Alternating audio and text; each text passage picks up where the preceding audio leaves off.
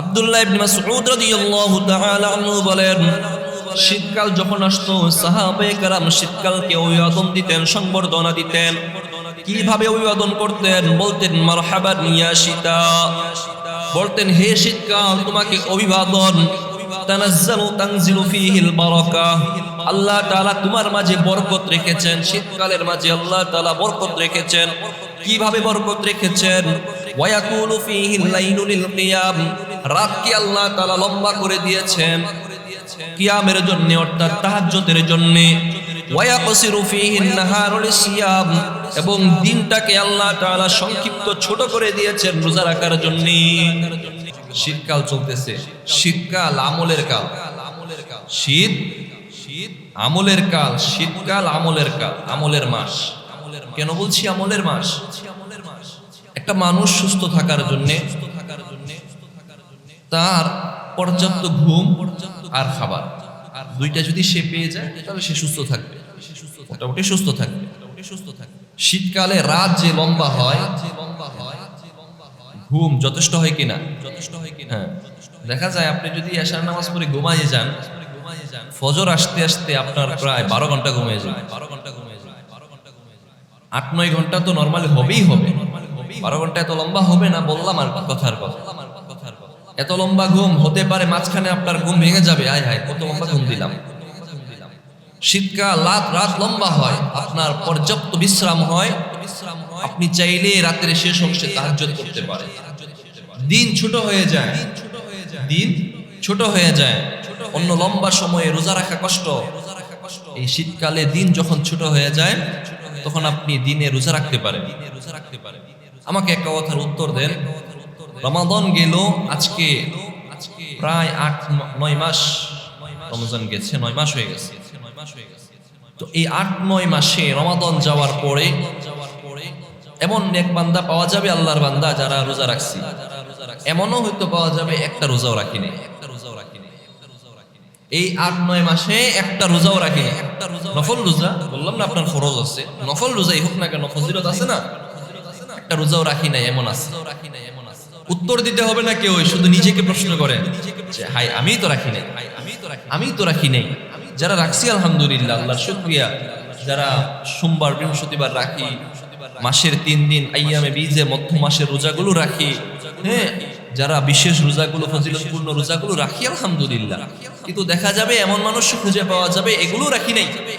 একটা মাস রমজানের পর 8 মাস চলে গেল, এখনো একটা রোজা রাখি নাই। তাহলে বলেন, রব যদি জিজ্ঞাসা করে তুমি কি করছো আমার জন্য, আমি কি উত্তর দিব? এখন এই জন্যই আমলের মাসটা শুরু হয়েছে। শীতকাল, সাহাবায়ে কেরাম, তাবিঈন, তাবে তাবিঈন এরা শীতকালকে আমলের মাস বলতেন। আমরা যে 6 ঋতু পালন করি, 6 ঋতুর মাঝে সবচেয়ে আরামদায়ক ঋতু কোনটা? বসন্তকাল। সবচেয়ে আরামদায়ক ঋতু বসন্তকাল। নাতিশীতোষ্ণ, না গরম না শীত। বসন্তকাল সবচেয়ে আরামদায়ক। ফুল ফুটে, হ্যাঁ, গাছের পাতা ঝরে পড়ে, অনেক সুন্দর। মানে মানুষগুলো কেমন যেন একটা রোমান্টিক ওয়েদার কাটায় বসন্তকাল। তো এটা বোঝানোর উদ্দেশ্য যে ঋতুর মধ্যে সেরা ঋতু হলো বসন্তকাল। তাবিঈনরা, সাহাবায়ে কেরামের মধ্যে অনেকেই বলেন যে শীতকালটাও হলো আমলের বসন্তকাল। শীতকালটা আমলের বসন্তকাল। মাজমাউজ যাওয়ায়েদের 5217 নম্বর হাদিসের বর্ণনা আবু সাঈদ খুদরি রাদিয়াল্লাহু তাআলা আনহু বর্ণনা করেন। عن أبي سعيد الخدري رضي الله تعالى عنه قال الشتاء ربيع المؤمن। আল্লাহর নবীর সাহাবী হযরত আবু সাঈদ খুদরি রাদিয়াল্লাহু তাআলা আনহুর বর্ণনা, তিনি বলেন আশ-শিতাউ রাবিউল মুমিন, শীতকালটা হলো মুমিনের জন্য আমলের বসন্তকাল। শীতকাল মুমিনের জন্য আমলের কোন কাল? আমলের বসন্তকাল। মুসনাদে আবি শাইবার 34467 নম্বর হাদিসের বর্ণনা, ইবনে ওমর রাদিয়াল্লাহু তাআলা আনহু বর্ণনা করেন আশ-শিতাউ গনিমাতুল মুমিন, শীতকালটা হলো মুমিনের জন্য গনিমতের একটা কাল। গনিমত বুঝেননি? গনিমত হলো যুদ্ধ করলেন, যুদ্ধ করার পর এক এলাকায় গিয়ে যা পাইবেন কাফেরদের সবকিছু আপনার। যুদ্ধ করার পর কাফেরদের যা কিছু পাওয়া যাবে সবকিছু মুসলমানদের হয়ে যায়। এটাকে আল্লাহ তাআলা হালাল করে দিয়েছেন। আপনার কোনো কষ্ট করতে হয় না, যুদ্ধ করেছেন আল্লাহ তাআলা সব দিয়ে দিলেন, বাড়িও দিলেন, গাড়িও দিলেন। গাছের মধ্যে ফলমূল থাকলে সব আপনার, গনিমতে যা পাওয়া যাবে সব আপনার। আবু সাঈদ খুদরি রাদিয়াল্লাহু তাআলা আনহু বলেন, আশ-শিতাউ গনিমাতুল মুমিন, শীতকালটা হলো মুমিনের জন্য গনিমতের মতো। গনিমত যেমন কষ্ট ছাড়া পেয়ে যান, শীতকালটাও মুমিনের আমল কষ্ট ছাড়াই অর্জিত হয়। গরমকালে যদি আপনি শেষ রাতে উঠতে চান, এশার নামাজ শেষ হবে 9টায়, বাসায় গিয়ে খেয়ে ঘুমাতে ঘুমাতে 10টা, আবার ফজর হয়ে যাবে 4টায়। আপনার ঘুমাইলে পরিবারকে সময় দিয়ে ঘুমাইতে ঘুমাইতে 12টা, আবার উঠে যেতে হবে 3টায় 4টায়। যদি ফজর পড়তে চান, তাহাজ্জুদ পড়ার সময় নেই, কারণ আপনার পর্যাপ্ত ঘুমও হচ্ছে না, দিনে কাজ করবেন কিভাবে? আবার শীতকালে উল্টো হয়ে যায়, আপনি রাত্রে লম্বা সময় ঘুমাইবেন, তারপরও দেখবেন সময় অনেক বাকি রয়েছে, আপনি চাইলে রাতের শেষ অংশে তাহাজ্জুদ করতে পারেন। রাতের শেষ আমরা শীতকালে কি কি আমল করতে পারি সেটা ইনশাআল্লাহ শেষে বর্ণনা করব। এই শীতকালটা আসলে তাবেঈনগণ, সাহাবায়ে কেরাম, ওনারা শীতকালকে অভিবাদন করতেন, অভ্যর্থনা জানাইতেন, শীতকালকে ইস্তেকবাল করতেন, বলতেন মারহাবা মারহাবা, শীতকাল আসছো, মারহাবান ইয়া শীতা, হে শীতকাল তোমাকে অভিবাদন। আমাদের কেউ একজন বড় কোনো ব্যক্তি আসলে আমরা তাকে অভিবাদন দেই না, সংবর্ধনা দেই কি দেই না? তারা শীতকালকে সংবর্ধনা দিতেন, কারণ শীতকাল আসছে, আমি কিছু আমল বেশি করতে পারবো। তো লাতাইফুল মাআরিফের 327 নম্বর হাদিসের বর্ণনা আব্দুল্লাহ ইবনে মাসউদ রাদিয়াল্লাহু তাআলা আনহু বর্ণনা করেন। عن عبد الله بن مسعود رضي الله تعالى عنه قال مرحبا بالشتاء تنزل فيه البركة ويطول فيه الليل للقيام ويقصر فيه النهار للصيام। আব্দুল্লাহ ইবনে মাসউদ রাদিয়াল্লাহু তাআলা আনহু বলেন, শীতকাল যখন আসতো সাহাবায়ে কেরাম শীতকালকে অভিবাদন দিতেন, সংবর্ধনা দিতেন। কিভাবে অভিবাদন করতেন? বলতেন মারহাবান ইয়া শীতা, বলতেন হে শীতকাল তোমাকে অভিবাদন। তানজিলু ফীহিল বারাকাহ, আল্লাহ তাআলা তোমার মাঝে বরকত রেখেছেন, শীতকালের মাঝে আল্লাহ তাআলা বরকত রেখেছেন। কিভাবে বরকত রেখেছেন? ওয়ায়াকুলু ফীহিল লাইলু লিল কিয়াম, রাতকে আল্লাহ তাআলা লম্বা করে দিয়েছেন কিয়ামের জন্য, অর্থাৎ তাহাজ্জুদের জন্য। ওয়ায়াকসিরু ফীহিন নাহারু লিসিয়াম, এবং দিনটাকে আল্লাহ তাআলা সংক্ষিপ্ত ছোট করে দিয়েছেন রোজা রাখার জন্য। রাতকে লম্বা করছেন, দিনকে ছোট করছেন। এটা কে করেছেন? আল্লাহ করেছেন। তাহলে আল্লাহ যেহেতু করছেন, তাহলে একটা হিকমত তো অবশ্যই আছে। আল্লাহ তাআলা করলেন, রাতকে লম্বা করলেন কিয়ামুল লাইলের জন্য, তাহাজ্জুদের জন্য। আর আমি কি করলাম? গুনাহের মধ্যে লিপ্ত রইলাম। রাত যেহেতু লম্বা, চলো জাগ না থাকি 12টা পর্যন্ত, মোবাইল টিপি, গেম খেলি, ফজর আযান দিলে ঘুমাই।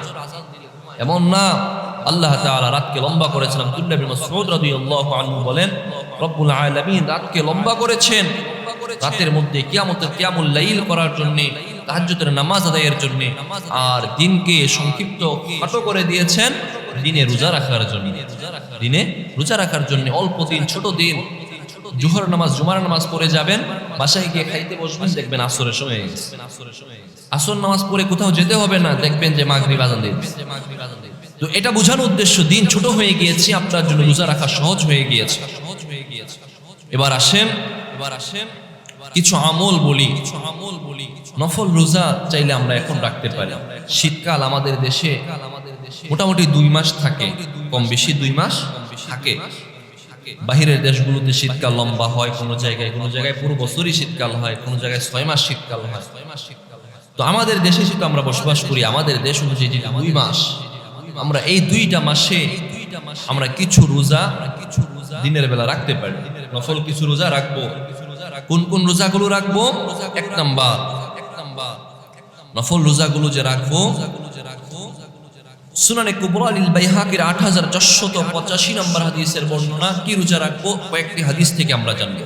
1 নাম্বার সুনানে বাইহাকি লিল কুবরা এর 8455 নম্বর হাদিসের বর্ণনা আবু হুরায়রা রাদিয়াল্লাহু তাআলা আনহু বর্ণনা করেন।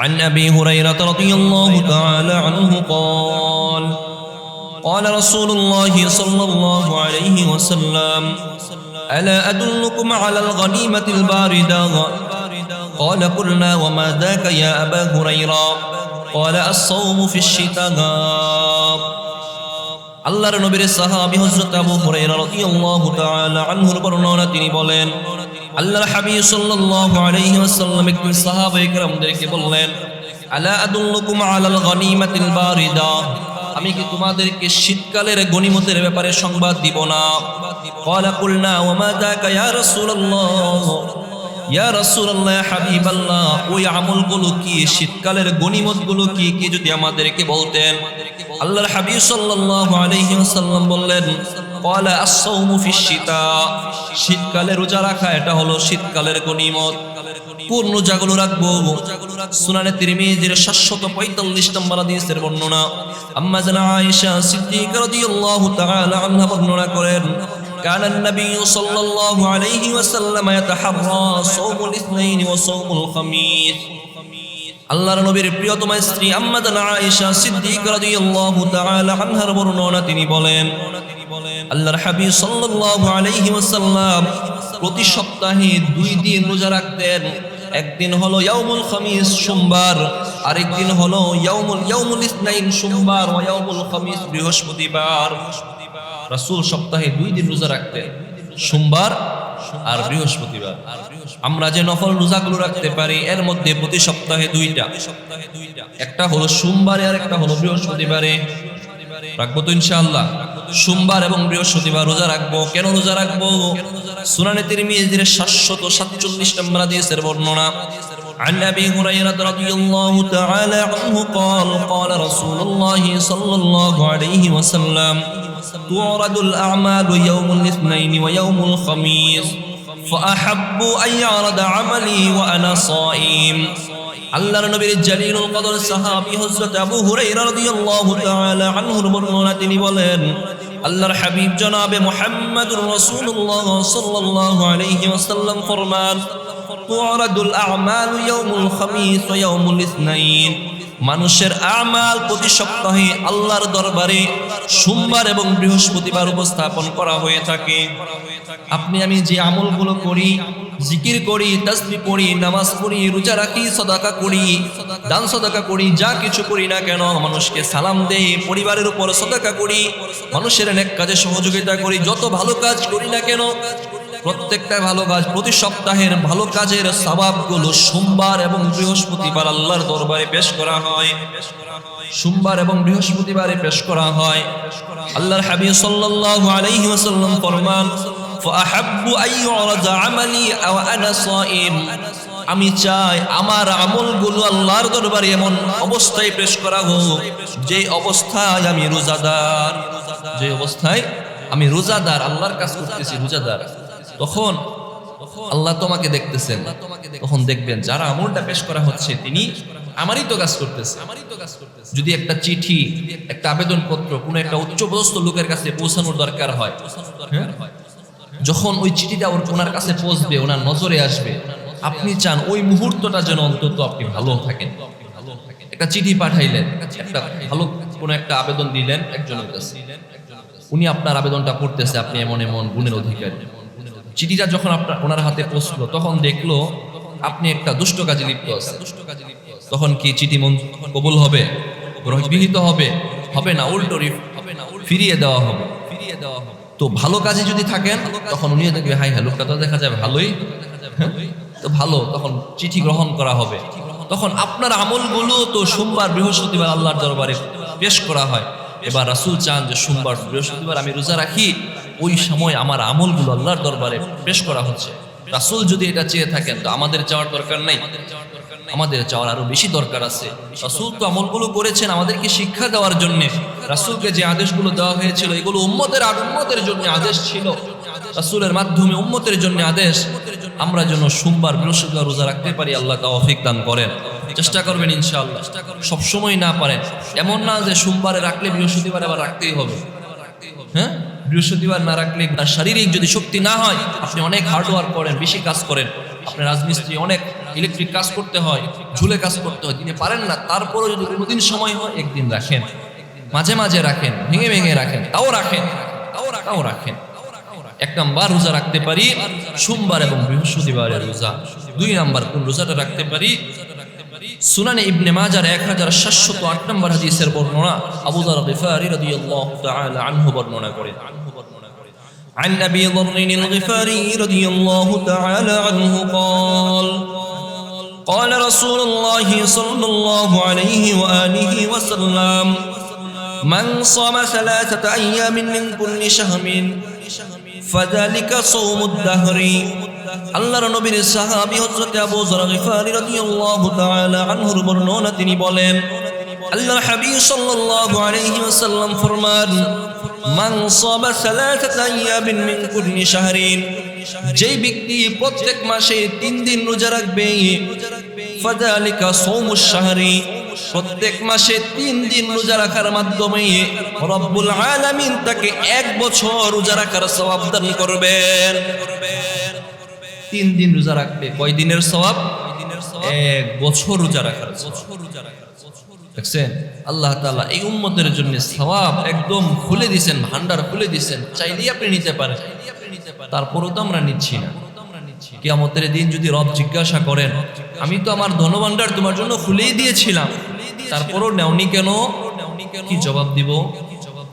কোনো জবাব থাকবে না তখন, কারণ রব আমার জন্য জান্নাতের রাস্তাটা সহজ করে দিয়েছিলেন, কিন্তু আমি জান্নাতের পথ থেকে দূরে সরে গিয়ে জাহান্নামের পথের দিকে মুখ করে দিয়েছি। এখন আমাকে উলামায়ে কেরাম ডাকছেন, আমাকে মুবাল্লিগরা ডাকছেন, আমাকে দ্বীনের দাঈগণ ডাকছেন যে চলো রবের দিকে চলো, জান্নাতের রাস্তায় চলো, ফিরে আসো রবের দিকে। এখনো আমার ফেরার সময় হয় না।